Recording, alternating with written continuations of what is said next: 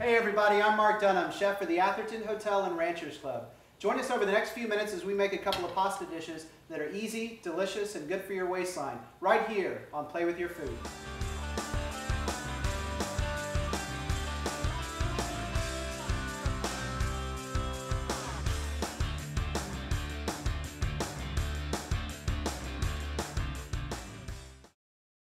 Welcome back everybody.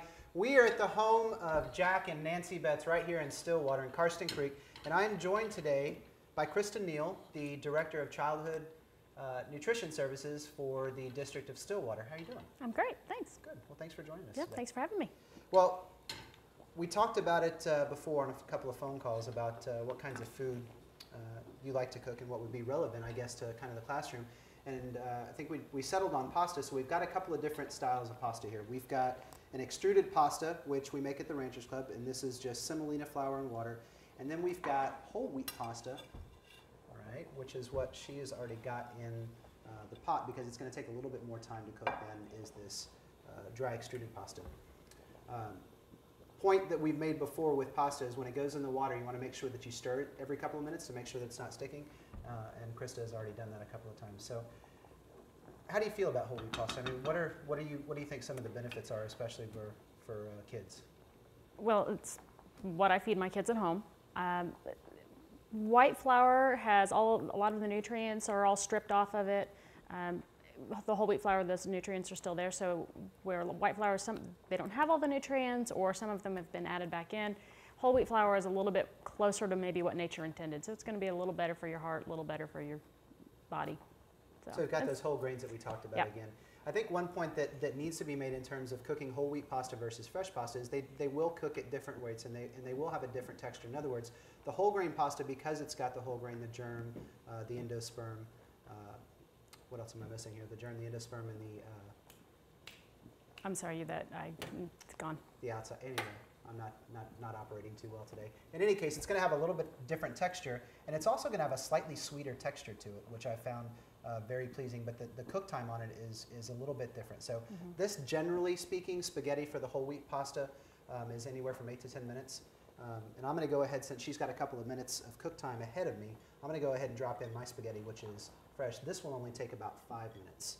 So seems like my pilot just went out. No, it's good. Okay, so let's talk sauces. With your whole wheat pasta, what we've got is basically a sauce made with olive oil and then a lot of aromatics and vegetables. Some of the misleading things with sauces, everybody thinks that a sauce has to be cream and tomatoes and all those other things. You can get a lot of flavor from vegetables, which kind of acts as the sauce. So I'm going to have you start doing that. If you'll slice up that garlic, and when you slice it up, if you'll cut me a little bit. Yep, just cut that in half. Okay. And then you can go back and slice thin strips of it. And you can do it either way. This way? Yep, that'll work. We've got both these pans on low. I'm going to go ahead and get some olive oil in it. Okay, so we've got just a little bit heating in both pans. Okay. We're going to throw a little bit in both pans, and then we'll start cooking both of our sauces. I've got a tomato sauce, which is basically going to be garlic, olive oil. Thank you. Garlic, olive oil. You notice some of the action in the pan. It's good to have garlic cooking like this in terms of having a little bit of sizzle. But again, if it starts to get too hot, once it starts to get brown, it'll get bitter. Once it gets bitter and bitter gets in your sauce, you're never going to get bitter out of your sauce. So you need to take real good care of making sure that you don't get too much color too quickly. How do I tell if I'm too hot? Just too brown? A lot of times you'll just sense the action. I always talk about making sure that you're paying attention to both with your ears and your eyes, and if it seems like it's getting too hot, then what you can do to cool down the pan is add other things to it or just lift it off. So if you want to add the mushrooms to the pan, that'll help cool down the pan, and you can always take the pan off for a minute if you needed to. Am I adding all these mushrooms? Yep, you can add all those mushrooms. So we've got some golden and some gray oyster mushrooms. Those will go in. And you want to season a little bit with salt as you go into the pan with everything. I'm going to go in with canned cherry tomatoes now for mine.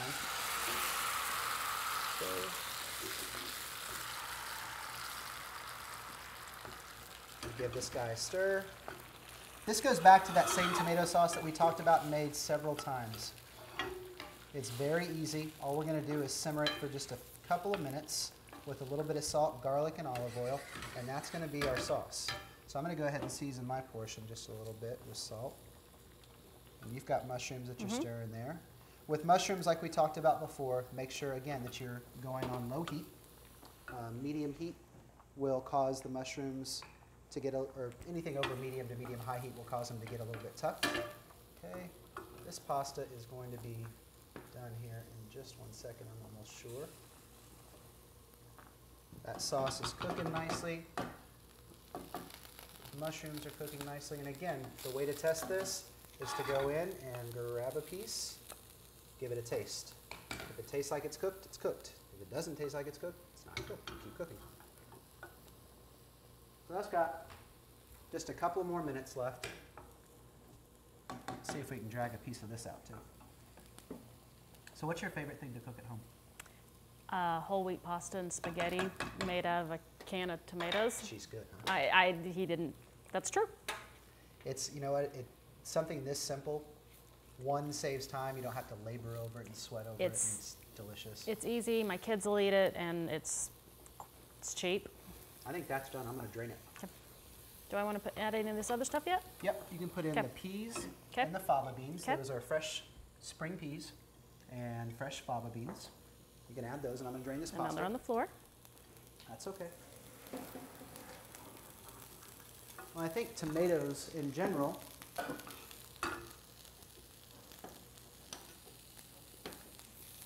are just a nice vegetable to have around all year round, even in cans, because they're so versatile. Yeah, you got a couple of guys hanging out there. All right, bring this back over to you when we're ready for it. I'm going to drain mine. That looks good.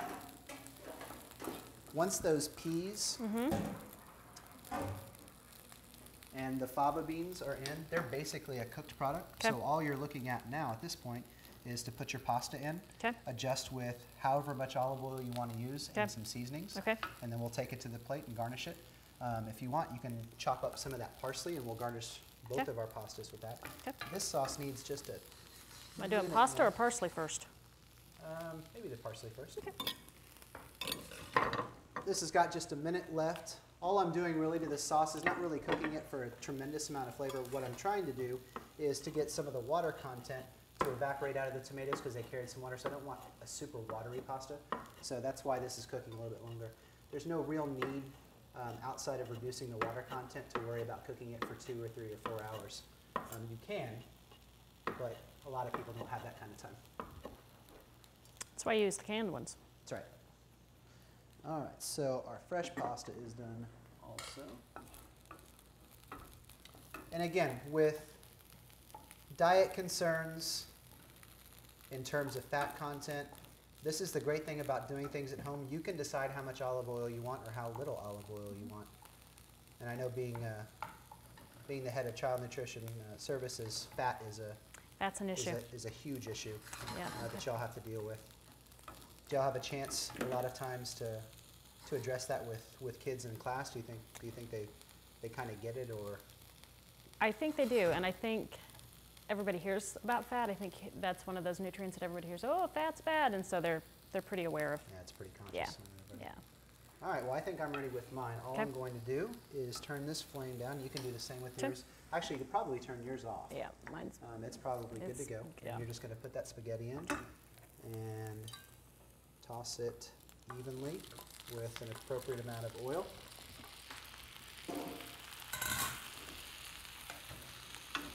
At work, I'd probably toss this pan up and down to coat this spaghetti. But I also have my chef's jacket on, so when I got a little bit of spill on me, I wouldn't be concerned. So you're making it look easy. Today I'm probably just going to do this gently so I don't make a huge mess of myself.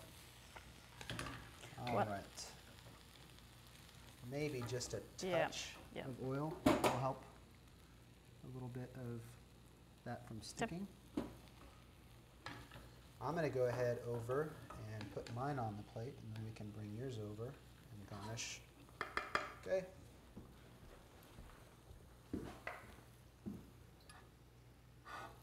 In terms of portion size, what would you recommend, just right off the top of your head, if you had to recommend a portion size for a family for like one portion, in terms of like weight? I always think of well, the easiest way for me to think about it is portion is the size of your hand.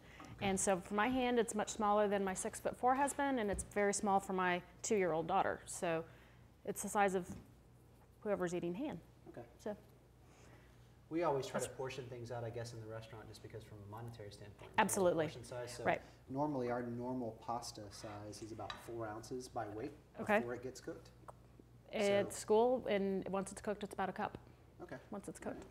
You can just take that over, Okay. put it right on the plate, scoop all the vegetables out on there, and then you can go back and garnish with parsley and your Parmesan cheese if you so choose. How'd you make that So that portion pretty? size would be a restaurant portion size Yes. and not necessarily This is a not healthy portion correct. size. We need to make that point. She is not advocating my style of portion size here. All right, a little bit of thyme and parsley. This would definitely be something, and this might even be a touch too much for the restaurant, but it'd certainly be a Texas and Oklahoma portion. Yeah. That's for sure. We do like to eat. Well, thank you so much for joining me Anytime. today. And that's pretty much it. Make sure you join us next week where we cook some more tasty treats that are good for you, easy, and helps you peel a few of those pounds off. Stay with us right here on Play With Your Food.